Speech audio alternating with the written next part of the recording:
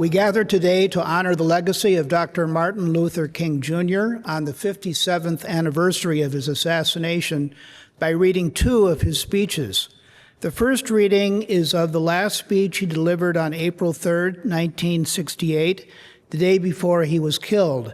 This is commonly called, "I've Been to the Mountaintop." The second is his most controversial, which he delivered coincidentally on April 4th, 1 year earlier in 1967. It is titled, "Beyond Vietnam, A Time to Break Silence." When King spoke on April 3rd, 1968 at the Mason Temple, Church of God in Christ in Memphis, Tennessee, his primary concern was of the Memphis sanitation strike. He called for unity, economic actions, and nonviolent protest, while he challenged the United States to live up to its ideals. At the end of the speech, he discussed the possibility of an untimely death. I think it's a good question to ask, what is the relevance of two speeches given 57 and 58 years ago? To think for a moment about that speech that he gave in 1967 at Riverside Church in northern Manhattan, which is just a few blocks away from Columbia University, where yesterday Jewish students chained themselves to the fence in protest of ICE capturing, with Columbia University's help, Mahmoud Khalil. So he is in detention in a ICE facility in Louisiana, and they are not producing him. What relevance does that have? Well, and at the same time, the administration is proposing a sale of $8 billion of military goods to Israel, including 2,000-pound bombs, as Netanyahu proposes to dissect Gaza. As you listen to the 1967 speech, think of its current applications. I know every year that I've listened to it, something new resonates from the speech. And that April 3rd of 1968 speech, what does that have to do with today? He was there to speak for the rights of the garbage workers in Memphis. They were asking for dignity and respect and enforcement of collective bargaining. Well, so today, the idea of collective bargaining is being thrown out like garbage, and we are in an era where there is very little respect being paid to the ordinary citizen worker. So as you listen to that speech, it's easy to relate it to today. Thank you for being here. I will turn it over. By the way, I'm Ed Flaherty. I used to be president of Veterans for Peace 161, but I got impeached. So now John Jadriev will administer the process of reading and describe what is going on and introduce the first reader. Thank you very much.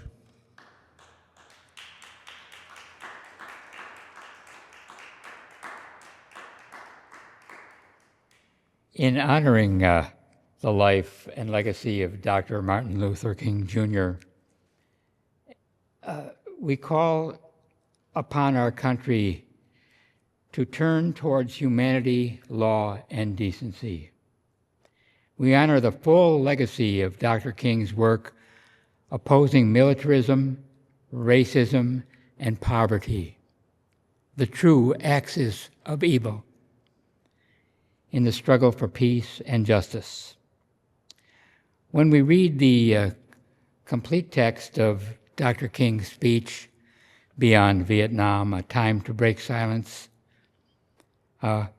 We believe that Dr. King's words were both precautionary and prophetic, providing both a diagnosis and a cure, a true revolution of values.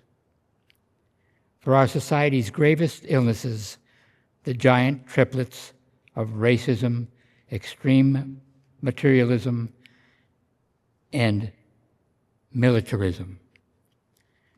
It must be noted, too, that Dr. King was a practitioner of nonviolence, one of the organizational values of Veterans for Peace. Thank you. I now call on the first speaker, Pamela Fitzgerald. Thank you very kindly, my friends. As I listened to Ralph Abernathy and his eloquent and generous introduction, and then thought about myself, I wondered who he was talking about. It's always good to have your closest friend and associate to say something good about you. And Ralph Abernathy is the best friend that I have in the whole world. I'm delighted to see each of you here tonight in spite of a storm warning. You reveal that you are determined to go on anyhow. Something is happening in Memphis. Something is happening in our world. And you know, if I were standing at the beginning of time with the possibility of taking a kind of general and panoramic view of the whole of human history up to now, and the Almighty said to me, Martin Luther King, which age would you like to live in? I would take my mental flight by Egypt, and I would watch God's children in their magnificent trek from the dark dungeons of Egypt through, or rather across, the Red Sea, through the wilderness on toward the Promised Land. And in spite of its magnificence, I wouldn't stop there. I would move on by Greece and take my mind to Mount Olympus, and I would see Plato, Aristotle, Socrates, Euripides, and Aristophanes assembled around the Parthenon, and I would watch them around the Parthenon as they discussed the great and eternal issues of reality. But I wouldn't stop there. I would go on even to the great heyday of the Roman Empire, and I would see developments around there through various emperors and leaders. But I wouldn't stop there. I would even come up to the day of the Renaissance and get a quick picture of all that the Renaissance did for the cultural and aesthetic life of man. But I wouldn't stop there. I would even go by the way that the man for whom I am named had his habitat, and I would watch Martin Luther as he tacked his 95 Theses on the door at the church of Wittenberg. But I wouldn't stop there. I would come up even to 1863 and watch a vacillating president by the name of Abraham Lincoln finally come to the conclusion that he had to sign the Emancipation Proclamation. But I wouldn't stop there. I would even come up to the early 30s and see a man grappling with the problems of the bankruptcy of his nation, and come with an eloquent cry that we have nothing to fear but fear itself. But I wouldn't stop there. Strangely enough, I would turn to the Almighty and say, if you allow me to live just a few years in the second half of the 20th century, I will be happy. Now that's a strange statement to make, because the world is all messed up. The nation is sick. Trouble is in the land, confusion all around. That's a strange statement. But I know somehow, that only when it is dark enough can you see the stars. And I see God working in this period of the 20th century in a way that men, in some strange way, are responding. Something is happening in our world. The masses of people are rising up. And wherever they are assembled today, whether they are in Johannesburg, South Africa, Nairobi, Kenya, Arca, Ghana, New York City, Atlanta, Georgia, Jackson, Mississippi, or Memphis, Tennessee, the cry is always the same. We want to be free. And another reason that I'm happy to live in this period is that we have been forced to a point where we are going to have to grapple with the problems that men have been trying to grapple with through history. But the demands didn't force them to it. Survival demands that we grapple with them. Men for years now have been talking about war and peace. But now no longer can they just talk about it. It is no longer a choice between violence and nonviolence in this world. It's nonviolence or non-existence. That is where we are today. Also, in the human rights revolution, if something isn't done, and done in a hurry, to bring the colored peoples of the world out of their long years of poverty, their long years of hurt and neglect, the whole world is doomed. Now, I'm just happy that God has allowed me to live in this period to see what is unfolding. And I'm happy that He's allowed me to be in Memphis. I can remember when Negroes were just going around, as Ralph has said, so often, scratching where they didn't itch and laughing when they were not tickled. But that day is all over. We mean business now, and we are determined to gain our rightful place in God's world. And that's all this whole thing is about. We aren't engaged in any negative protests and in any negative arguments with anybody. We are saying that we are determined to be men. We are determined to be people. We are saying that we are God's children, and that we are God's children. We don't have to live like we are forced to live. Now, what does all of this mean in this great period of history? It means that we've got to stay together. We've got to stay together and maintain unity. You know, whenever Pharaoh wanted to prolong the period of slavery in Egypt, he had a favorite formula for doing it. What was that? He kept the slaves fighting among themselves. But whenever the slaves get together, something happens in Pharaoh's court, and he cannot hold the slaves in slavery. When the slaves get together, that's the beginning of getting out of slavery. Now let us maintain unity. Secondly, let us keep the issues where they are. The issue is injustice. The issue is the refusal of Memphis to be fair and honest in its dealings with its public servants, who happen to be sanitation workers. Now we've got to keep attention on that. There's always the problem with a little violence. You know what happened the other day, and the press dealt only with the window breaking. I read the articles. They very seldom get around to mentioning the fact that 1,300 sanitation workers are on strike, and that Memphis is not being fair to them, and that Mayor Loeb is in dire need of a doctor. They didn't get around to that.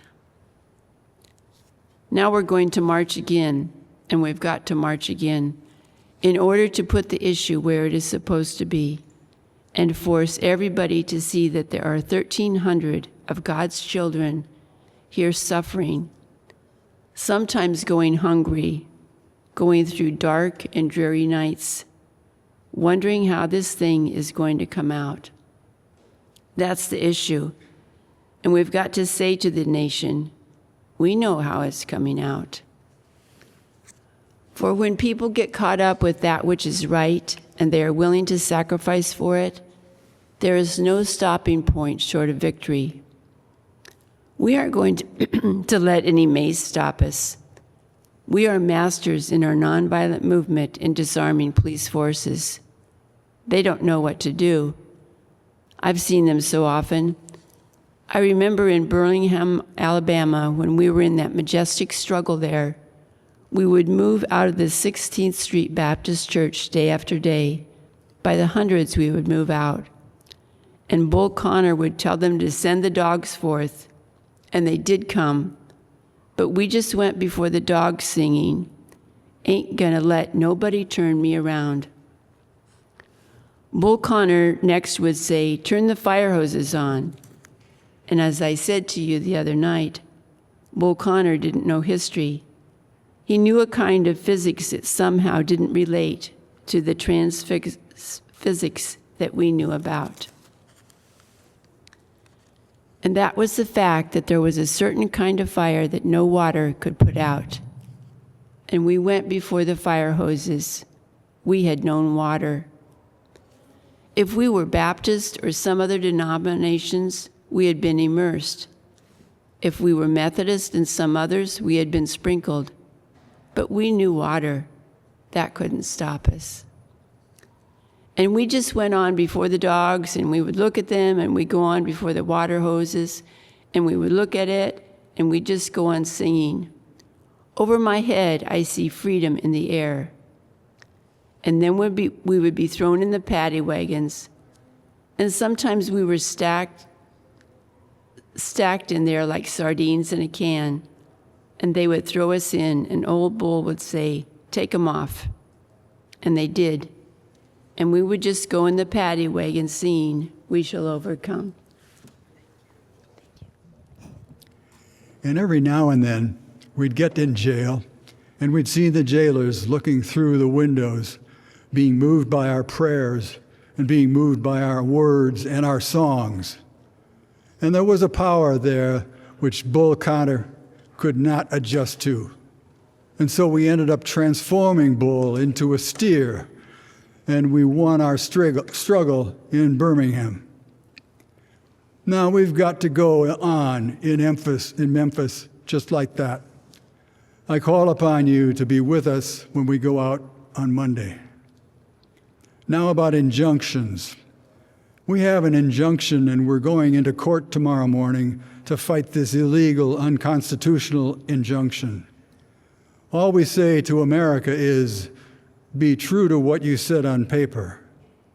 If I lived in China or even Russia or any totalitarian country, maybe I could understand some of these illegal injunctions. Maybe I could understand the denial of certain basic First Amendment privileges because they hadn't committed themselves to that over there. But somewhere I read of the freedom of assembly. Somewhere I read of the freedom of speech. Somewhere I read of the freedom of press. Somewhere I read that the greatness of America is the right to protest for right. And so, just as I say, we aren't going to let dogs or water hoses turn us around. We aren't going to let any injunction turn us around. We are going on. We need all of you. And you know what's beautiful to me is to see all of these ministers of the gospel. It's a marvelous picture. Who is it that is supposed to articulate the longings and aspirations of the people more than the preacher? Somehow the preacher must have a kind of fire shut up in his bones. And whenever injustice is around, he tell it. Somehow the preacher must be an Amos and saith, when God speaks, who can but prophesy? Again with Amos, quote, let justice roll down like waters and righteousness like a mighty stream. Somehow the preacher must say with Jesus, the Spirit of the Lord is upon me because he hath anointed me. And he's anointed me to deal with the problems of the poor. And I want to commend the preachers under the leadership of these noble men. James Lawson, one who has been in this struggle for many years. He's been to jail for struggling. He's been kicked out of Vanderbilt University for this struggle, but he's still going on, fighting for the rights of his people. Reverend Ralph Jackson, Billy Kiles, I could go just down the list, but time will not permit. But I want to thank all of them, and I want to thank them because so often preachers aren't concerned about anything but themselves. And I'm always happy to see a relevant ministry. It's all right to talk about, quote, long white robes over yonder, unquote, in all of its symbolism. But ultimately, people want some suits and dresses and shoes to wear down there. It's all right to talk about, quote, streets flowing with milk and honey. But God has commanded us to be concerned about the slums down there and his children who can't eat 3 square meals a day. It's all right to talk about New Jerusalem, but one day God's preacher must talk about the new New York, the new Atlanta, the new Philadelphia, the new Los Angeles, and the new Memphis, Tennessee. This is what we have to do. Now, the other thing we'll have to do is this: always anchor our external direct action with the power of economic withdrawal. Now, we are poor people. Individually, we are poor when you compare us with white society in America. We are poor. Never stop and forget that collectively, that means all of us together, collectively, we are richer than all the nations in the world, and with the exception of 9. Did you ever think about that? After you leave the United States, Soviet Russia, Great Britain, West Germany, France, and I could name the others, the American Negro collectively is richer than most nations of the world. We have an annual income of more than $30 billion a year, which is more than all of the exports of the United States and more than the national budget of Canada. Did you know that? That's power right there, if we know how to pool it. We don't have to argue with anybody. We don't have to curse or go around acting bad with our words. We don't need any bricks and bottles. We don't need any Molotov cocktails. We just need to go around to these states, to these stores, and to these massive industries in our country and say, God is us by here to say to you that you're not treating his children right. And we've come here to ask you to make the first item on your agenda fair treatment where God's children are concerned. Now, if you are not prepared to do that, we do have an agenda that we must follow. And our agenda calls for withdrawing economic support from you, unquote. And so, as a result of this, we are asking you tonight to go out and tell your neighbors not to buy Coca-Cola in Memphis. Go by and tell them not to buy Seal Test milk. Tell them not to buy, what is the other bread? Wonder Bread. And what is the other bread company, Jesse? Tell them not to buy Hart's bread. As Jesse Jackson has said, up to now, only the garbage men have been feeling pain. Now we must kind of redistribute the pain. We are choosing these companies because they haven't been fair in their hiring policies. And we are choosing them because they can begin the process of saying they are going to support the needs and the rights of these men who are on strike. And then they can move on downtown, and tell Mayor Loeb to do what is right. But not only that, we've got to strengthen black institutions. I call upon you to take your money out of the banks downtown and deposit your money in Tri-State Bank. We want a bank-in movement in Memphis. Go by the Savings and Loan Association. I'm not asking you something that you don't already do yourselves at SCLC. Judge Hooks and others will tell you that we have an account here in the Savings and Loan Association from the Southern Christian Leadership Conference. We are telling you to follow what we are doing. Put your money there. You have 6 or 7 black insurance companies here in the city of Memphis. Take out your insurance there. We want to have an insurance in. Now, these are some practical things that we can do. We begin the process of building a greater economic base, and at the same time, we are putting pressure where it really hurts. I ask you to follow through here. Now, let me say as I move to my conclusion that we've got to give ourselves to this struggle until the end. Nothing would be more tragic than to stop at this point in Memphis. We've got to see it through. And when we have our march, you need to be there. If it means leaving work, if it means leaving school, be there. Be concerned about your brother. You may not be on strike, but either we go up together or we go down together.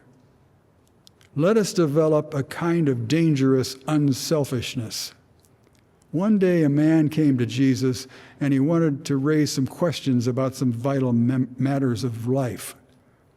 At points he wanted to trick Jesus and show him that he knew little more than Jesus knew and throw him off base.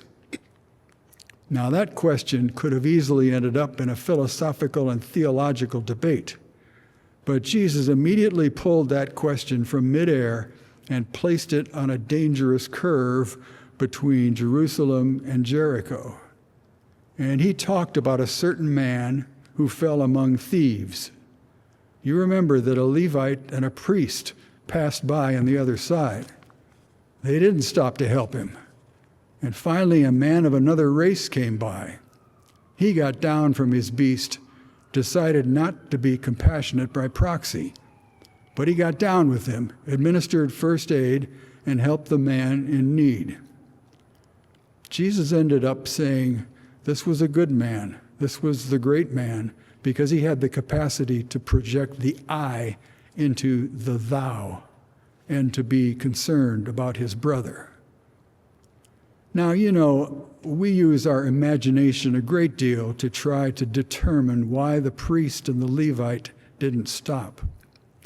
At times we say they were busy going to a church meeting and a ecclesiastical gathering, and they had to get on down to Jerusalem so they wouldn't be late for their meeting. At other times, we would speculate that there was a religious law that, quote, one who was engaged in religious ceremonies were not to be touched a human body for 24 hours before the ceremony. And every now and then, we begin to wonder whether maybe they were not going down to Jerusalem or down to Jericho, rather to organize a Jericho Road Improvement Association. That's a possibility. Maybe they felt that it was better to deal with the problem from the casual route rather than to get bogged down with an individual effect. But I'm going to tell you what my imagination tells me. It's possible that those men were afraid. You see, the Jericho Road is a dangerous road. I remember when Mrs. King and I were first in Jerusalem. We rented a car and drove from Jerusalem down to Jericho. And as soon as we got on that road, I said to my wife, I can see why Jesus used this as the setting for his parable. It's a winding, meandering road. It's really conducive for ambushing. You start out in Jerusalem, which is about 1,200 miles, or rather 1,200 feet above sea level. And by the time you get down to Jericho, 15 or 20 minutes later, you're about 2,200 feet below sea level. That's a dangerous road. In the days of Jesus, it came to be known as the Bloody Pass, And you know, it's possible that the priest and the Levite looked over that man on the ground and wondered if the robbers were still around. Or it's possible that they felt that the man on the ground was merely faking, and he was acting like he had been robbed and hurt in order to seize them over there, lure them there for quick and easy seizure.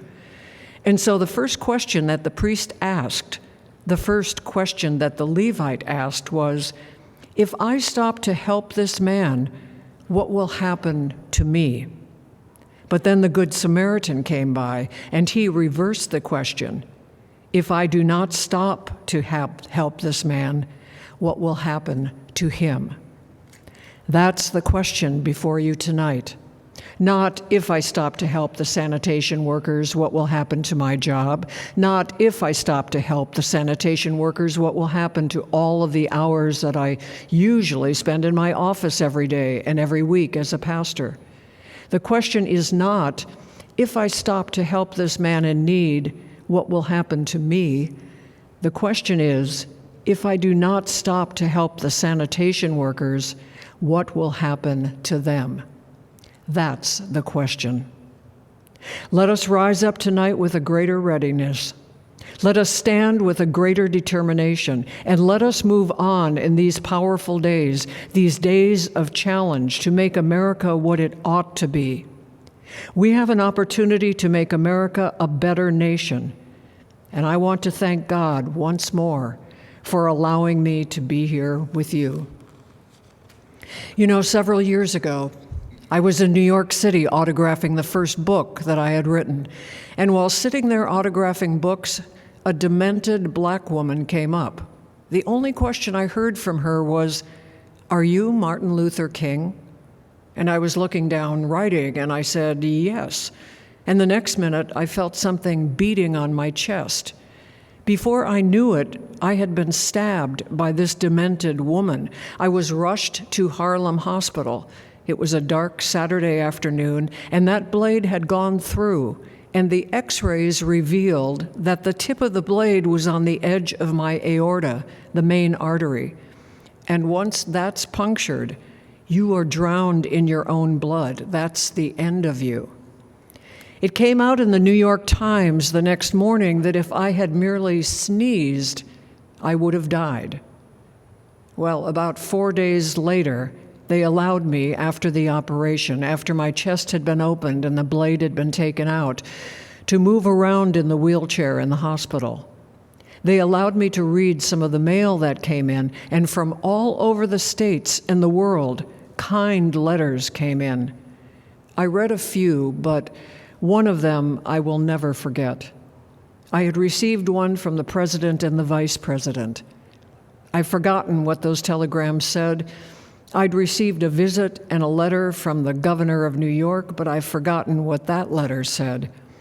But there was another letter that came from a little girl, a young girl who was a student at the White Plains High School, and I looked at that letter, and I'll never forget it. It said simply, "Dear Dr. King, I am a 9th grade student at the White Plains High School," and she said, "While it should not matter, I would like to mention that I'm a white girl. I read in the paper of your misfortune and of your suffering, and I have read that if you had sneezed, you would have died. And I'm simply writing you to say that I'm so happy that you didn't sneeze." And I want to say tonight that I too am happy that I didn't sneeze, because if I had sneezed, I wouldn't have been around here in 1960 when students all over the South started sitting in at lunch counters. And I knew that as they were sitting in, they were really standing up for the best in the American dream and taking the whole nation back to those great wells of democracy which were dug deep by the Founding Fathers in the Declaration of Independence and the Constitution.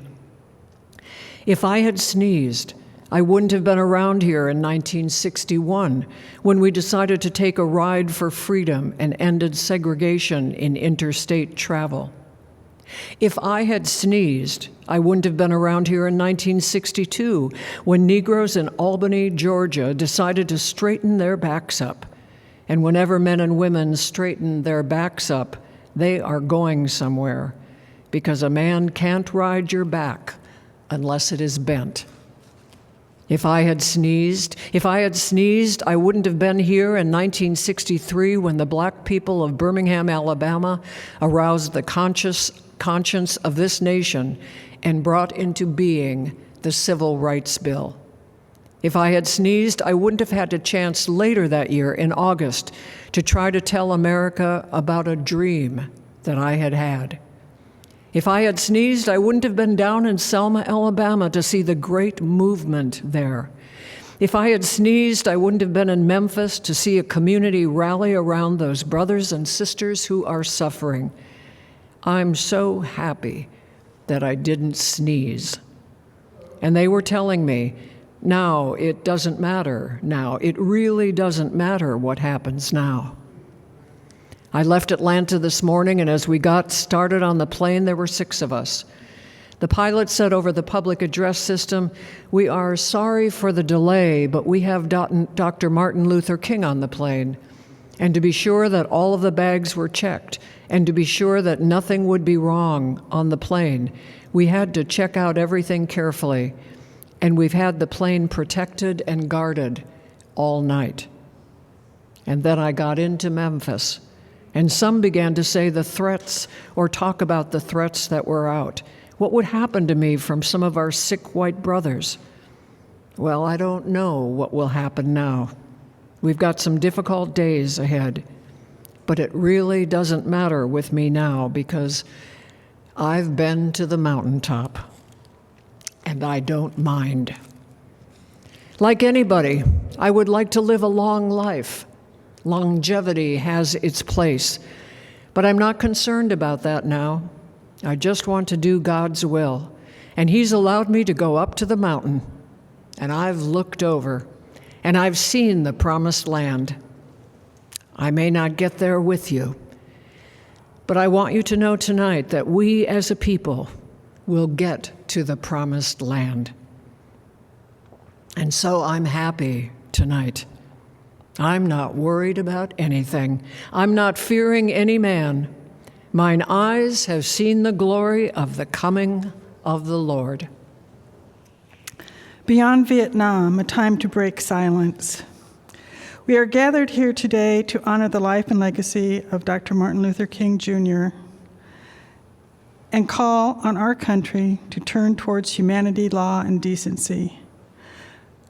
We honor the full legacy of Dr. King's work opposing militarism, racism, and poverty, the true axis of evil in the struggle for peace and justice.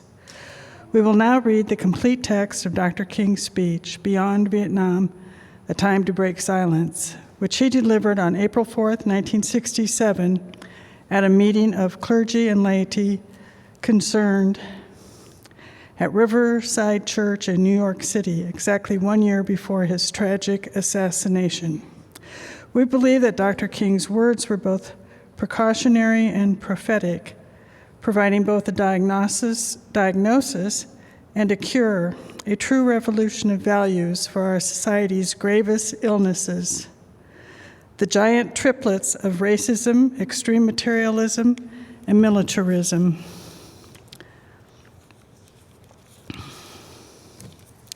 I come to this magnificent house of worship tonight because my conscience leaves me no other choice. I join with you in this meeting because I am in deepest agreement with the aims and work of the organization which has brought us together. Clergy and laymen concerned about Vietnam.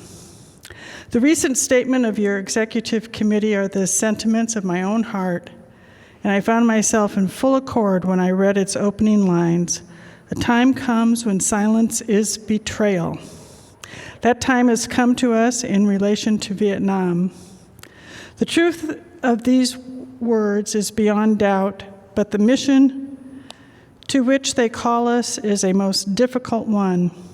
Even when pressed by the demands of inner truth, men do not easily assume the task of opposing their government's policy, especially in time of war. Nor does the human spirit move without great difficulty against all the agents' apathy, of conformist thought within one's own bosom and in the surrounding world. Moreover, when the issues at hand seem as perplexed as they often do in the case of this dreadful conflict, we are always on the verge of being mesmerized by uncertainty, but we must move on. Some of us who have already begun to break the silence of the night have found that the calling to speak is often a vocation of agony, but we must speak. We must speak with all the humility that is appropriate for our limited vision, but we must speak. And we must rejoice as well, for surely this is the first time in our nation's history that a significant number of its religious leaders have chosen to move beyond the prophesizing of smooth patriotism to the high grounds of a firm dissent, based upon the mandates of conscience and the reading of history. Perhaps a new spirit is rising among us. If it is, let us trace its movement well and pray that our own inner being may be sensitive to its guidance, for we are deeply in need of a new way beyond the darkness that seems so close around us.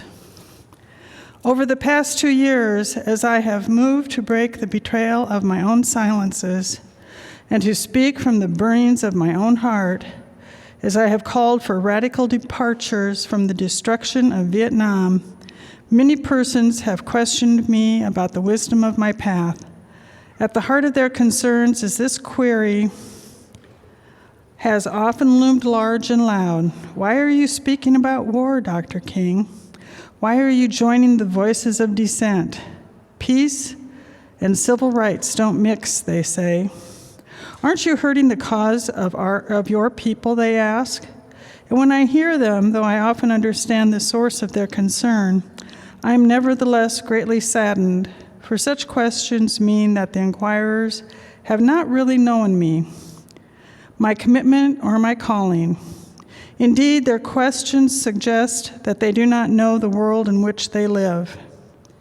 In the light of such tragic misunderstandings, I deem it of signal importance to try to state clearly, and I trust concisely, why I believe that the path from Dexter Avenue Baptist Church, the church in Montgomery, Alabama, where I began my pastorate, leads clearly to this sanctuary tonight. I come to this platform tonight to make a passionate plea to my beloved nation. This speech is not addressed to Hanoi or to the National Liberation Front. It is not addressed to China or to Russia, nor is it an attempt to overlook the ambiguity of the total situation and the need for a collective solution to the tragedy of Vietnam. Neither is it an attempt to make North Vietnam or the National Liberation Front paragons of virtue, not to overlook the role they can play in a successful resolution of the problem. While they both may have justifiable reason to be conspicuous of the good faith of the United States, life and history give eloquent testimony to the fact that conflicts are never resolved without trustful give and take on both sides. Tonight, however, I wish not to speak with Hanoi and the National Liberation Front, but rather to my fellow Americans, who with me bear the greatest responsibility in ending a conflict that has enacted a heavy price on both continents. Since I am a preacher by trade, I suppose it is not surprising that I have 7 major reasons for bringing Vietnam into the field of my moral vision. There is at the outset a very obvious and almost facile connection between the war in Vietnam and the struggle I and others have been waging in America. A few years ago, there was a shining moment in that struggle. It seemed as if there was a real promise of hope for the poor, both black and white. Through the poverty program, there were experiments, hopes, new beginnings. Then came the buildup in Vietnam, and I watched the program broken and eviscerated as if it were some idle political plaything of a society gone mad on war. And I knew that America would never invest the necessary funds or energies in rehabilitation of its poor so long as adventures like Vietnam continued to draw men and skills and money like some demonic, destructive suction tube. So I increasingly compelled to see the war as an enemy of the poor and to attack it as such.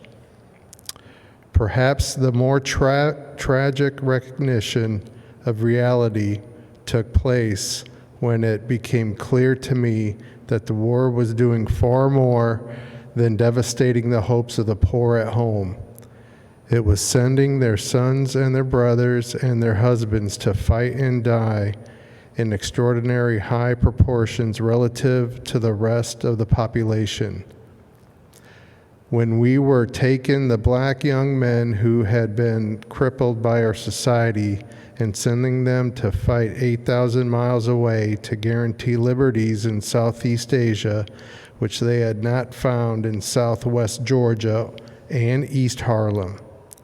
So when we had been repeatedly faced with the cruel irony of watching Negro and white boys on TV screens as they kill and die together for a nation that has been unable to seat them together in the same schools. So we watched them in brutal solidarity burning the huts of a poor village, but we realized that they would never live on the same block in Detroit. I could not be silent in the face of such cruel manipulation of the poor. My third reason moves to an even deeper level of awareness, for it grows out of experience in the ghettos of the North over the last 3 years, especially the last 3 summers. As I walked among the desperate, rejected, and angry young men, I have told them that Molotov cocktails and rifles would not solve their problems. I have tried to offer them my deepest compassion while maintaining my conviction that social change comes most meaningfully through nonviolent action. But they asked, and rightly so, what about Vietnam? They asked if our own nation wasn't using massive doses of violence to solve its problems, to bring about the changes it wanted. Their questions hit home, and I knew that I could never again raise my voice against the violence of the oppressed in the ghettos without having first spoken clearly the greatest purveyor of violence in the world today, my own government. For the sake of those boys, for the sake of this government, for the sake of hundreds of thousands of trembling under our violence, I cannot be silent. For those who ask the question, aren't you a civil rights leader, and thereby mean to exclude me from the movement for peace, I have thus further answer. In 1957, when a group of us formed the Southern Christian Leadership Conference, we chose as our motto to save the soul of America. We were convinced that we would not limit our vision to certain rights for black people, but instead affirm the conviction that America would never be free or saved from itself unless the descendants of its slaves were loosened completely from the shackles they still wear.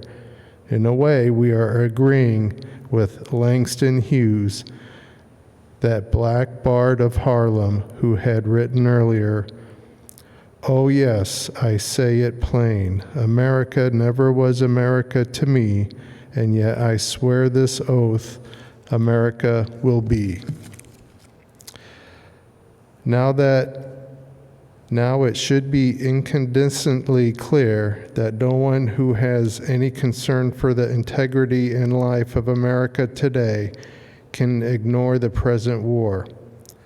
In America's soul, it becomes totally poisoned. Part of the autopsy must be read Vietnam. It can never be saved so long as it destroys the deepest hopes of men the world over. So it is that those of us who are yet determined that America will be are led down the path of protest and dissent, working for the health of our land. As if the weight of such commitment to the life and health of America were not enough, another burden of responsibility was placed upon me in 1964, and I cannot forget the Nobel Prize for Peace also was a commission to work harder than I had ever worked before for the brotherhood of man. This is a calling that takes me beyond national allegiances, but even if it were not present, I would yet have to live with the meaning of my commitment to the ministry of Jesus Christ.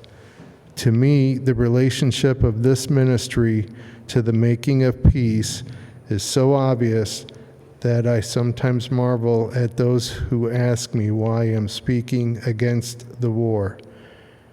Could it be that they do not know that the good news was meant for all men, for communist and capitalist, for their children and ours, for black and for white, for revolutionary and conservative? Have they forgotten that my ministry is in obedience to one who loved his enemies so fully that he died for them? What then can I say to the Viet Cong or to the Castro or to the Mao as a faithful minister of this one? Can I threaten them with death, or must I not share with them my life? Finally, as I try to delineate for you and for myself the road that leads from Montgomery to this place, I would have offered that all was most valid if I simply said that I must be true to my conviction that I share with all men the calling to be a son of the living God. Beyond the calling of race or nation or creed is this vocation of sonship and brotherhood, and because I believe that the Father is deeply concerned, especially for his suffering and helpless and outcast children, I come tonight to speak for them. This I believe to be the privilege and the burden of all of us who deem ourselves bound by allegiances and loyalties which are broader and deeper than nationalism and which go beyond our nation's self-defined goals and positions. We are called to speak for the weak, for the voiceless, for the victims, for our nation, and for those who it calls enemy, for no document for human hands can make these humans any less our brothers.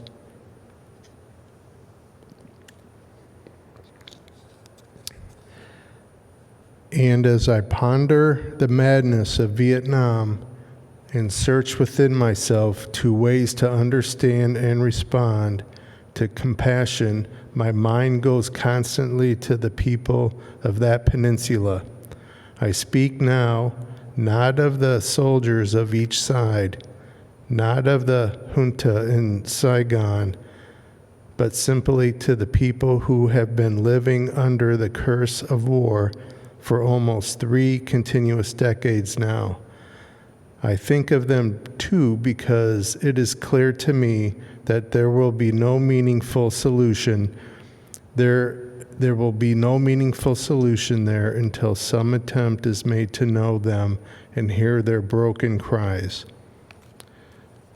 They must see Americans as strange liberators. The Vietnamese people proclaimed their own independence in 1945 after a combined French and Japanese occupation and before the Communist Revolution in China.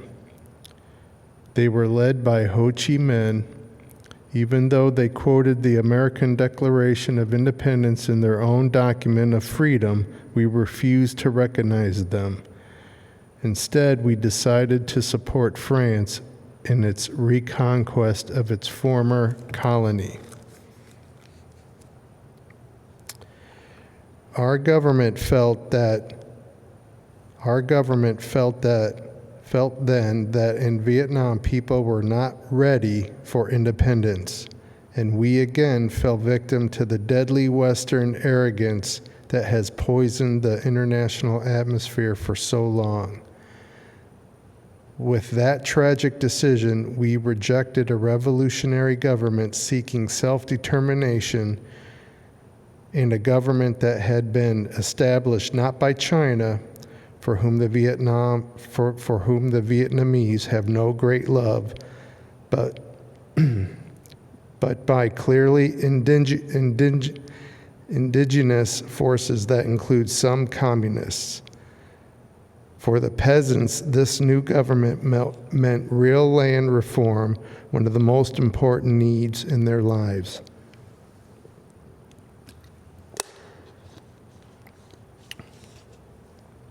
For 9 years following 1945, we denied the people of Vietnam the right of independence.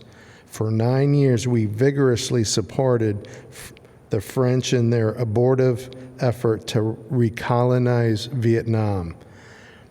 Before the end of the war, we were meeting 80% of the French war costs.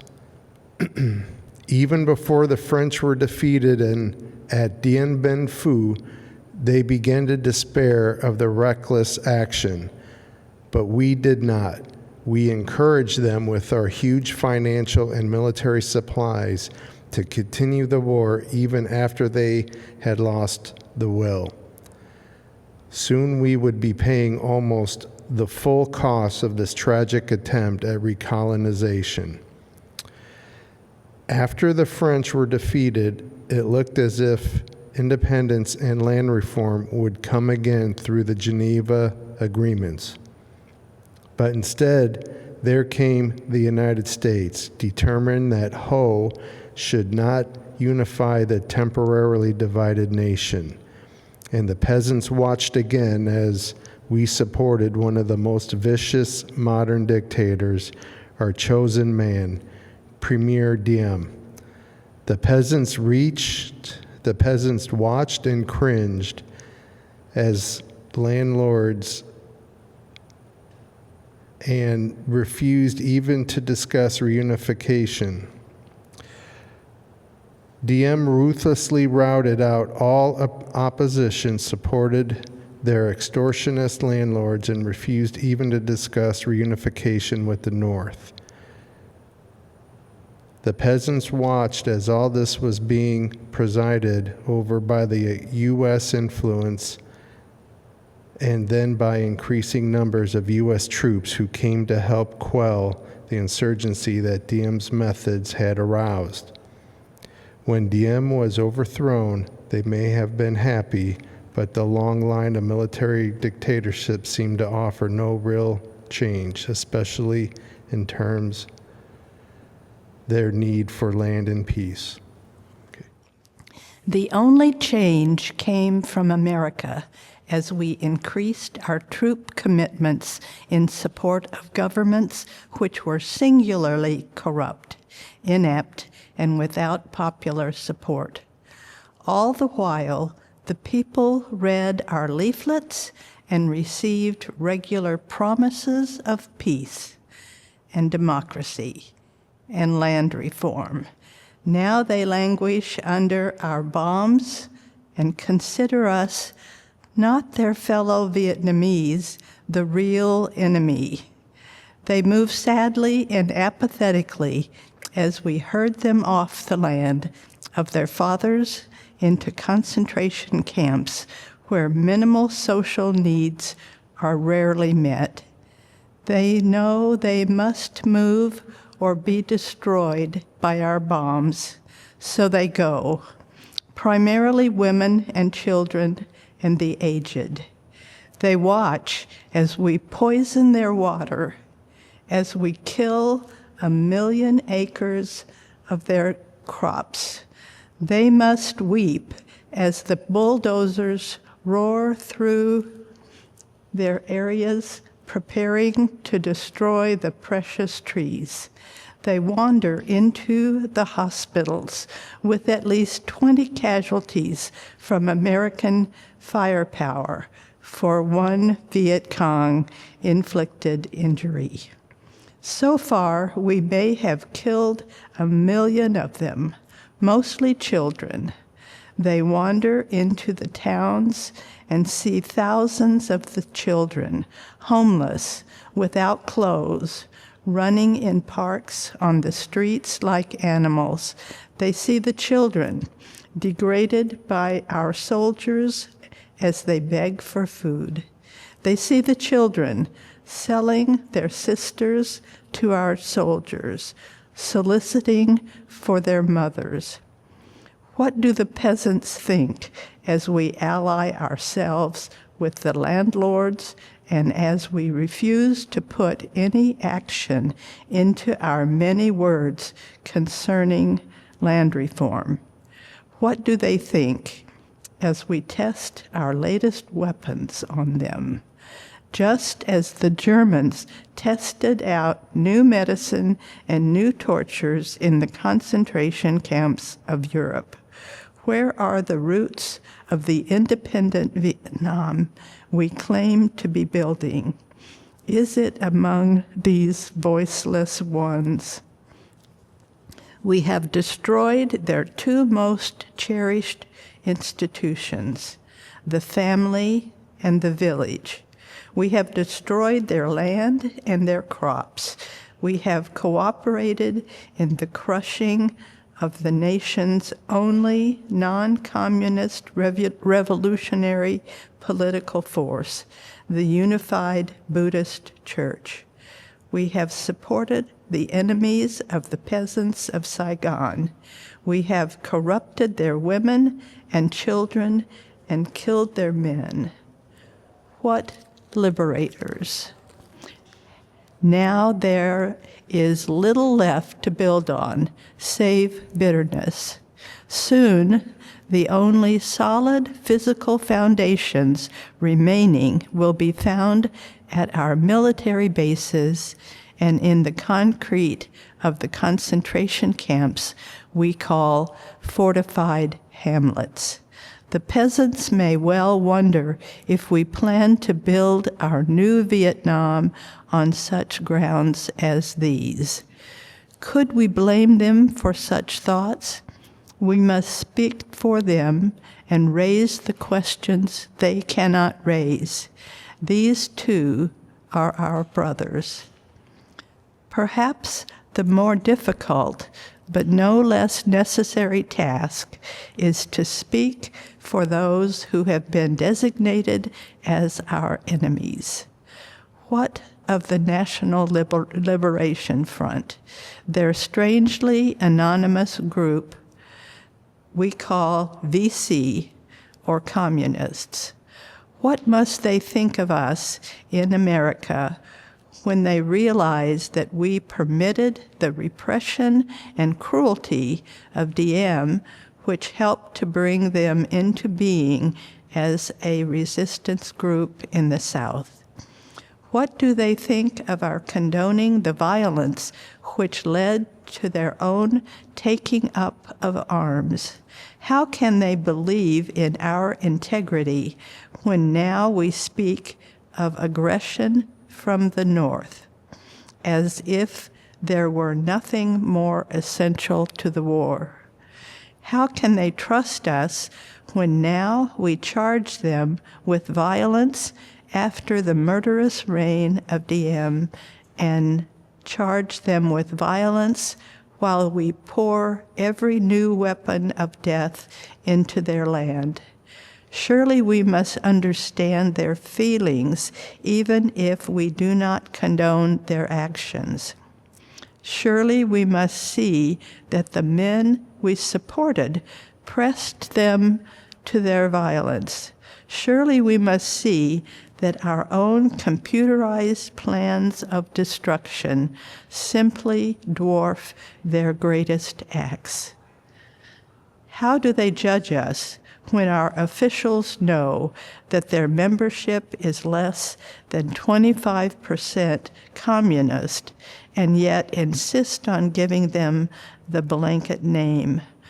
What must they be thinking when they know that we are aware of their control of major sections of Vietnam, and yet we appear ready to allow national elections in which this highly organized political parallel government will have no part?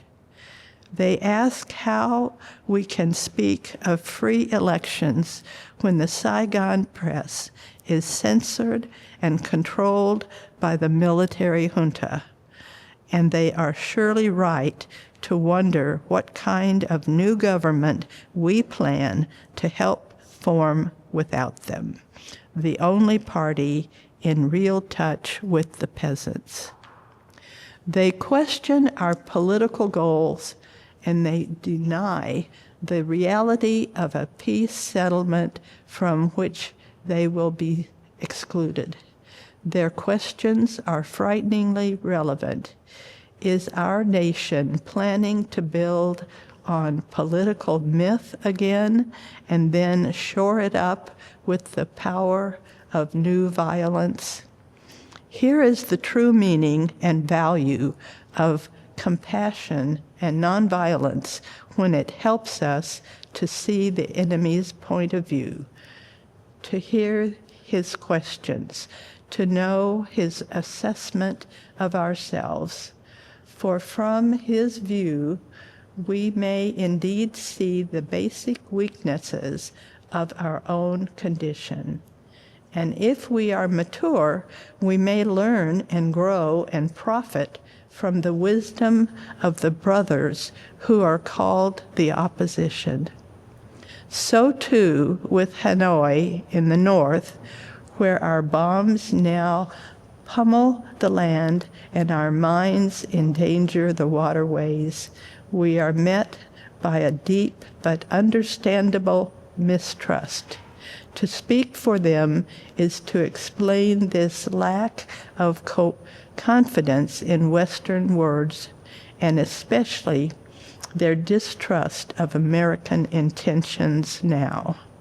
In Hanoi are the men who led the nation to independence against the Japanese and the French, the men who sought membership in the French Commonwealth and were betrayed by the weakness of Paris and the willfulness of the colonial armies. Okay, thank you. It was they who led a second struggle against French domination at tremendous costs. Then they were persuaded to give up the land they controlled between the 13th and 17th parallel as a temporary measure at Geneva. After 1954, they watched us conspire with Diem to prevent elections which would have surely brought Ho Chi Minh to power over a united Vietnam, and they realized they had been betrayed again. When we ask why they do not leap to negotiate, these things must be remembered. Also, it must be clear that the leaders of Hanoi considered the presence of American troops in support of the Diem regime to have been the initial military breach of the Geneva agreements concerning foreign troops. And they remind us that they did not begin to send in any large numbers of supplies or men until American forces had moved into the tens of thousands. Hanoi remembers how our leaders refused to tell us the truth about the earlier North Vietnamese overtures for peace, how the president claimed that none existed when they had clearly been made. Ho Chi Minh has watched as America has spoken of peace and built up its forces, and now he has surely heard of the increasing international rumors of American plans for an invasion of the North. He knows the bombing and shelling and mining we are doing are part of traditional pre-invasion strategy. Perhaps only his sense of humor and of irony can save him when he hears the most powerful nation of the world speaking of aggression as it drops thousands of bombs on a poor, weak nation more than 8,000 miles away from its shores. At this point, I should make it clear that while I have tried in these last few minutes to give a voice to the voiceless on Vietnam and to understand the arguments of those who are called enemy, I am as deeply concerned about our troops there as anything else. For it occurs to me that what we are submitting them to in Vietnam is not simply the brutalizing process that goes on in any war where armies face each other and seek to destroy. We are adding cynicism to the process of death, for they must know after a short period there that none of the things we claim to be fighting for are really involved. Before long, they must know that their government has sent them into a struggle among Vietnamese, and the more sophisticated surely will realize that we are on the side of the wealthy and the secure while we create hell for the poor. Somehow, this madness must cease. We must stop now. I speak as a child of God and brother to the suffering poor of Vietnam. I speak for those whose land is being laid waste, whose homes are being destroyed, whose culture is being subverted. I speak for the poor of America who are paying the double price of smashed hopes at home and death and corruption in Vietnam. I speak as a citizen of the world, for the world as it stands aghast at the path we have taken. I speak as an American to the leaders of my own nation. The great initiative in this war is ours. The initiative to stop it must be ours. This is the message of the great Buddhist leaders of Vietnam. Recently, one of them wrote these words: "Each day the war goes on, the hatred increases in the heart of the Vietnamese and in the hearts of those of humanitarian instinct. The Americans are forcing even their friends into becoming their enemies. It is curious that the Americans, who calculate so carefully on the possibilities of military victory, do not realize that in the process they are incurring deep psychological and political defeat. The image of America will never again be the image of revolution, freedom, and democracy, but the image of violence and militarism. If we continue, there will be no doubt in my mind and in the mind of the world that we have no honorable intentions in Vietnam. It will become clear that our minimal expectation is to occupy it as an American colony, and men will not refrain from thinking that our maximum hope is to goad China into a war so that we may bomb her nuclear installations. If we do not stop our war against the people of Vietnam immediately, the world will be left with no other alternative than to see this as some horribly clumsy and deadly game we have decided to play. The world now demands a maturity of America that we may not be able to achieve. It demands that we admit that we have been wrong from the beginning of our adventure in Vietnam, that we have been detrimental to the life of the Vietnamese people. This situation is one in which we must be ready to turn sharply from our present ways. In order to atone for our sins and errors in Vietnam, we should take the initiative in bringing a halt to this tragic war.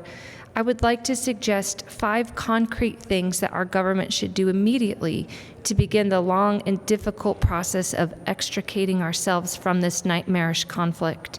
Number 1, end all bombing in North and South Vietnam. 2, declare a unilateral ceasefire in the hope that such action will create the atmosphere for negotiation. 3, take immediate steps to prevent other battlegrounds in Southeast Asia by curtailing our military buildup in Thailand and our interference in Laos. 4, realistically accept the fact that the National Liberation Front has substantial support in South Vietnam and must thereby play a role in any meaningful negotiations and in any future Vietnam government. 5, set a date that we will remove all foreign troops from Vietnam in accordance with the 1954 Geneva Agreement. Part of our ongoing commitment might well express itself in an offer to grant asylum to any Vietnamese who fears for his life under a new regime, which included the Liberation Front. Then we must make what reparations we can for the damage we have done. We must provide the medical aid that is badly needed, making it available in this country if necessary. Meanwhile, we in the churches and synagogues have a continuing task while we urge our government to disengage itself from a disgraceful commitment. We must continue to raise our voices if our nation persists in its perverse ways in Vietnam. We must be prepared to match actions with words by seeking out every creative means of protest possible. As we counsel young men concerning military service, we must clarify for them our nation's role in Vietnam and challenge them with the alternative of conscientious objection. I am pleased to say that this is the path now being chosen by more than 70 students at my own alma mater, Morehouse College, and I recommend it to all who find the American course in Vietnam a dishonorable and unjust one. Moreover, I would encourage all ministers of draft age to give up their ministerial exemptions and seek status as conscientious objectors. These are the times for real choices and not false ones. We are at the moment when our lives must be placed on the line if our nation is to survive its own folly. Every man of humane convictions must decide on the protest that best suits his convictions, but we must all protest. There's something seductively tempting about stopping there and sending us all off on what in some circles has become a popular crusade against the war in Vietnam. I say we must enter the struggle, but I wish to go on now to say something even more disturbing. The war in Vietnam is but a symptom of a far deeper malady within the American spirit. And if we ignore this sobering reality, we will find ourselves organizing clergy and laymen concerned committees for the next generation. They will be concerned about Guatemala and Peru. They will be concerned about Thailand and Cambodia. They will be concerned about Mozambique and South Africa. We will be marching for these and a dozen other names and attending rallies without end unless there is a significant and profound change in American life and policy. Such thoughts take us beyond Vietnam, but not beyond our calling as sons of the living God. In 1957, a sensitive American official overseas said that it seemed to him that our nation was on the wrong side of a world revolution. During the past 10 years, we have seen emerge a pattern of suppression, which now has justified the presence of U.S. military advisors in Venezuela. This need to maintain social stability for our investment accounts for the counter-revolutionary action of American forces in Guatemala. It tells why American helicopters are being used against guerrillas in Colombia and why American napalm and Green Beret forces have already been active against rebels in Peru. It is with such activity in mind that the words of the late John F. Kennedy come back to haunt us. 5 years ago, he said, "Those who make peaceful revolution impossible will make violent revolution inevitable." Increasingly, by choice or by accident, this is the role our nation has taken. the role of those who make peaceful revolution impossible by refusing to give up the privileges and the pleasures that come from the immense profits of overseas investment. I'm convinced that if we are to get on the right side of the world revolution, we as a nation must undergo a radical revolution of values. We must rapidly begin the shift from a thing-oriented society to a person-oriented society. When machines and computers, profit motives, and property rights are considered more important than people, the giant triplets of racism, materialism, and militarism are incapable of being conquered. A true revolution of values will soon cause us to question the fairness and justice of many of our past and present policies.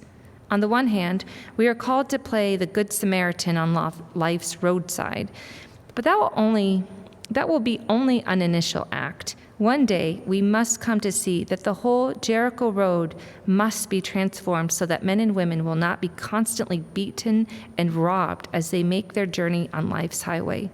True compassion is more than flinging a coin to a beggar. It is not haphazard and superficial. It comes to see that an edifice which produces beggars needs restructuring. A true revolution of values will soon look uneasily on the glaring contrast of poverty and wealth. With righteous indignation, it will look across the seas and see individual capitalists of the West investing huge sums of money in Asia, Africa, and South America, only to take the profits out with no concern for the social betterment of the countries, and say, this is not just. It will look at our alliance with the landed gentry of Latin America and say, this is not just. The Western arrogance of feeling that has everything to teach others and nothing to learn from them is not just. A true revolution of values will lay hands on the world order and say of war, this way of settling differences is not just. This business of burning human beings with napalm, of filling our nation's home with orphans and widows, of injecting poisonous drugs of hate into veins of people normally humane, of sending men home from dark and bloody battlefields physically handicapped and psychologically deranged, cannot be reconciled with wisdom, justice, and love. A nation that continues year after year to spend more money on military defense than on programs of social uplift is approaching spiritual death. America, the richest and most powerful nation in the world, can well lead the way in this revolution of values.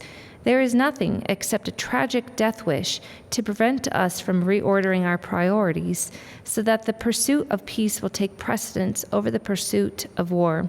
There is nothing to keep us from molding a recalcitrant status quo with bruised hands until we have fashioned it into a brotherhood.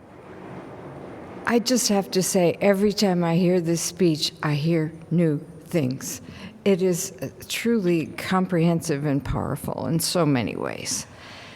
So this kind of positive revolution of values is our best defense against communism. We might add a few other things. War is not the answer. Communism will never be defeated by the use of atomic bombs or nuclear weapons.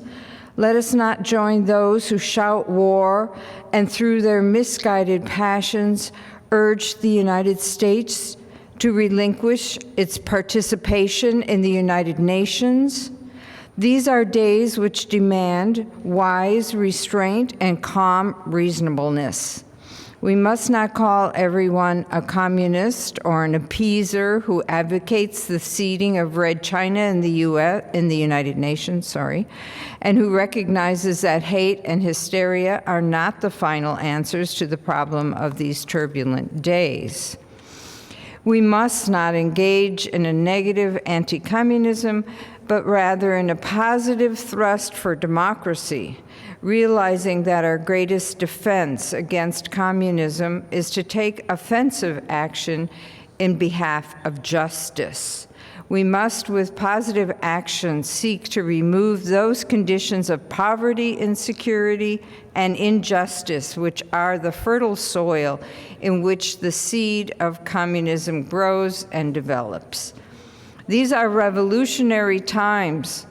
All over the globe, men are revolting against old systems of exploitation and oppression, and out of the wombs of a frail world, new systems of justice and equality are being born. The shirtless and barefoot people of the land are rising up as never before. The people who sat in darkness have seen a great light. We in the West must support these revolutions. It is a sad fact that because of comfort, complacency, a morbid fear of communism, and our purpose to adjust to injustice, the Western nations that initiated so much of the revolutionary spirit of the modern world have now become the arch anti-revolutionaries. This has driven many to feel that only Marxism has the revolutionary spirit. Therefore, communism is a judgment against our failure to make democracy real and follow through on the revolutions we initiated. Our only hope today lies in our ability to recapture the revolutionary spirit and go out into a sometimes hostile world, declaring eternal hostility to poverty, racism, and militarism. With this powerful commitment, we shall boldly challenge the status quo and unjust mores, and therefore speed the day when every valley shall be exalted, every mountain and hill shall be made low, and the crooked shall be made straight, and the rough places plain. A genuine revolution of values means, in the final analysis, that our loyalties must become ecumenical rather than sectional. Every nation must now develop an overriding loyalty to mankind as a whole in order to preserve the best in their individual societies. This call for a worldwide fellowship that lifts neighborly concern beyond one's tribe, race, class, and nation is in reality a call for an all-embracing and unconditional love for all men. This oft misunderstood and misinterpreted concept, so readily dismissed by the Nietzsches of the world as a weak and cowardly force, has now become an absolute necessity for the survival of man. When I speak of love, I am not speaking of some sentimental and weak response. I'm speaking of that force which all of the great religions have seen as the supreme unifying principle of life. Love is somehow the key that unlocks the door which leads to ultimate reality. This Hindu, Muslim, Christian, Buddhist belief about ultimate reality is beautifully summed up in the first epistle of St. John. Let us love one another, for love is God, and every one that loveth is born of God and knoweth God. He that loveth not knoweth not God, for God is love. If we love one another, God dwelleth in us, and his love is perfected in us. Let us hope that this spirit will become the order of the day. We can no longer afford to worship the God of hate or bow before the altar of retaliation. The oceans of history are made turbulent by the ever-rising tides of hate. History is cluttered with the wreckage of nations and individuals that pursued this self-defeating path of hate. As Arnold Toynbee says, love is the ultimate force that makes for the saving choice of life and good against the damning choice of death and evil. Therefore, the first hope in our inventory must be the hope that love is going to have the last word. We are now faced with the fact that tomorrow is today. We are confronted with the fierce urgency of now. In this unfolding conundrum of life and history, there is such a living as being too late, such a thing as being too late. Procrastination is still the thief of time. Life often leads us standing bare, naked, and dejected with a lost opportunity. The tide in the affairs of men does not remain at the flood, it ebbs. We may cry out desperately for time to pause in her passage, but time is deaf to every plea and rushes on. Over the bleached bones and jumbled residue of numerous civilizations are written the pathetic words, "Too late." There is an invisible book of life that faithfully records our vigilance or our neglect. The moving finger writes, and having writ, moves on. We still have a choice today, nonviolent coexistence or violent co-annihilation. We must move past indecision to action. We must find new ways to speak for peace in Vietnam, Gaza, Sudan, and justice throughout the developing world, a world that borders on our doors. If we do not act, we shall surely be dragged down the long, dark, and shameful corridors of time reserved for those who possess power without compassion, might without morality, and strength without sight. Now let us begin. Now let us rededicate ourselves to the long and bitter but beautiful struggle for a new world. This is the calling of the sons of God, and our brothers wait eagerly for our response. Shall we say the odds are too great? Shall we tell them the struggle is too hard? Will our message be that the forces of American life mitigate against their arrival as full men, and we send our deepest regards? Or will there be another message of longing, of hope, of solidarity with their yearnings, of commitment to their cause, whatever the cost? The choice is ours, and though we might prefer it otherwise, we must choose in this crucial moment of human history. As that noble bard of yesterday, James Russell Lowell, eloquently stated, "Once to every man and nation comes the moment to decide. In the strife of truth and falsehood for the good or evil side.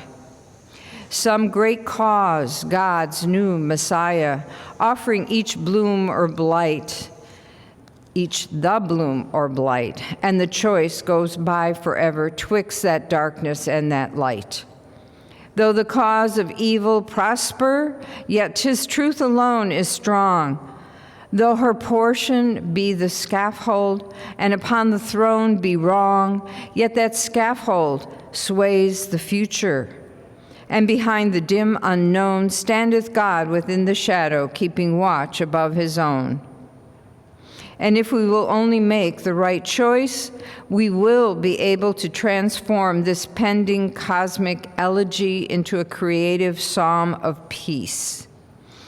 If we will make the right choice, we will be able to transform the jangling discords of our world into a beautiful symphony of brotherhood. If we will but make the right choice, we will be able to speed up the day all over America, all over the world, when justice will roll down like waters and righteousness like a mighty stream." I suppose I'm supposed to say amen.